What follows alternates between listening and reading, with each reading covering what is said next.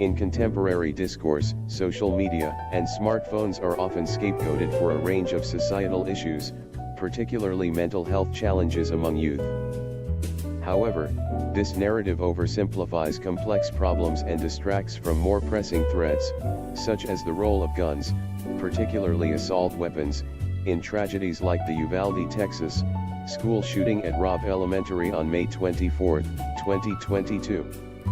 Rather than vilifying technology, which serves as a critical lifeline for many, especially marginalized groups like LGBTQ youth, society should focus on the real dangers posed by easy access to deadly firearms.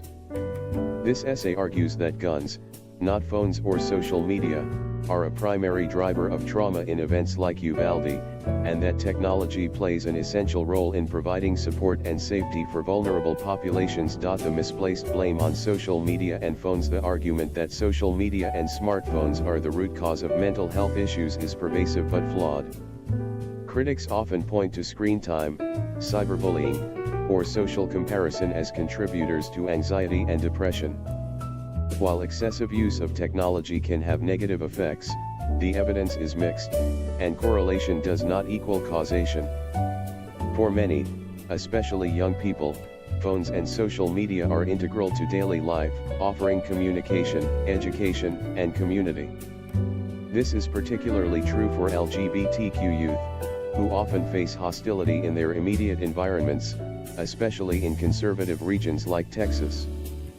Platforms like X, Instagram, and others provide safe spaces where these individuals can connect with supportive communities, access resources like the Trevor Project, and find affirmation in otherwise unsupportive households or red states. For example, the Trevor Project's 2023 National Survey on LGBTQ youth mental health found that 60% of LGBTQ youth reported that social media helped them feel connected to others who share their identities, a critical factor in reducing feelings of isolation. Moreover, during the Uvalde shooting, phones played a life-saving role. Students trapped in classrooms used their devices to call 911, alerting authorities to the unfolding tragedy. Without access to phones, the response time could have been slower, potentially leading to even greater loss of life. Blaming technology ignores its practical utility in emergencies and its broader role as a tool for empowerment and survival. The real culprit, guns and assault weapons. The Uvalde shooting, where an 18-year-old gunman armed with an AR-15 style rifle killed 19 children and 2 teachers, underscores the devastating impact of assault weapons. The shooter, a young white male, fits a well-documented demographic profile of mass school shooters in the United States.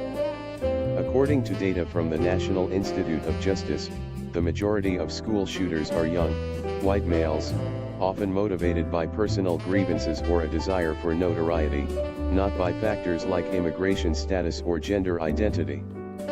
Yet, public discourse often sidesteps this pattern, instead fixating on scapegoats like social media or, in some cases, marginalized groups such as immigrants or transgender individuals, who are falsely blamed despite no evidence linking them to such acts. Assault weapons, designed for maximum lethality, amplify the scale of these tragedies. The AR-15, used in Uvalde and other mass shootings like Sandy Hook and Parkland, can fire dozens of rounds in seconds, making it a weapon of choice for perpetrators seeking to inflict mass casualties. The availability of such firearms, coupled with lax gun laws in states like Texas, creates an environment where such atrocities are not only possible but increasingly frequent.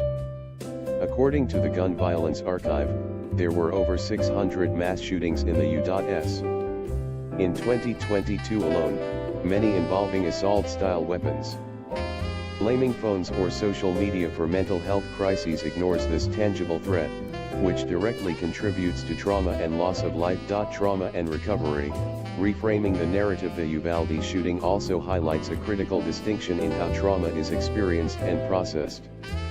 While adults, including parents, teachers, and first responders, often bear the long-term psychological burden of such events, young survivors can demonstrate remarkable resilience.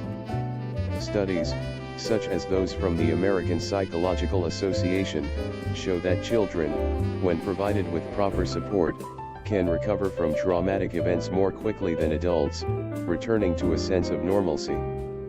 In Uvalde, survivors returned to school, supported by community resources and, in many cases, their access to technology, which allowed them to stay connected with peers and access mental health support online. Social media platforms, far from being a source of harm, facilitated coping mechanisms by providing spaces for shared experiences and healing. In contrast, the trauma inflicted by gun violence is immediate and profound, particularly for adults who grapple with the loss of children or colleagues. The focus on phones as a cause of mental health issues distracts from addressing the root causes of such trauma, the availability of deadly weapons and the failure to implement stricter gun control measures. By redirecting the conversation to guns, society can address the systemic factors that enable these tragedies rather than scapegoating tools that, in many cases, mitigate harm. Conclusion: blaming social media and phones for mental health issues is a convenient but misguided narrative that overlooks their essential role in modern life, particularly for marginalized groups like LGBTQ youth and in emergencies like the Uvalde shooting. The real issue lies in the accessibility of assault weapons, which enable young, often white male perpetrators to carry out devastating acts of violence.